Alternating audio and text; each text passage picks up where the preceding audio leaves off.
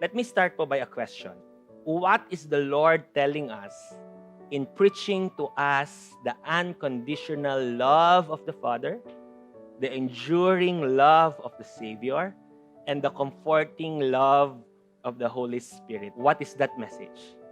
Because the Lord wants us to boast of His love, because the Lord wants us to fix our eyes on Him. If you boast of the Lord's love, you are not boasting of your love. Hallelujah. If the Lord says, if there's anything to boast about, boast only of my love. Ibig sabihin, that's the only thing na you will boast. Moses saw through the Spirit na there will be a generation coming. And now, that generation is us. We are declaring, we are this Benjamin generation. Sabi po, a generation is coming. At ang sole description ng generation na to is this: the beloved of the Lord. I love this picture na yung son, if you would see yung child na yan, maliit lang siya and not capable of anything. But can you see yung nakaganon yung arms niya? Why? Because yung shoulder ng dad niya represented the dad's strength. That the dad is victorious. The dad is an overcomer. And by placing us on that shoulder, by placing the son on that shoulder, the son, in essence, in effect, becomes also overcomer. As you see yung picture na yan, pagpalagay natin na yan yung wave.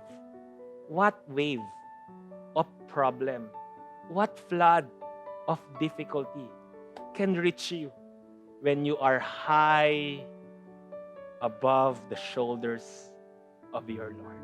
This generation that is beloved, that is in the shoulders of Jesus, it's a happy generation. It's a generation that is free, a generation that reaches higher, because they are the beloved and they are in the shoulders of their Savior. Magkadikit yan. When you are the beloved of God, you are close to Him. And then because you are beloved, you are close to the Lord, you have the reserved seat on the shoulders of your Daddy God.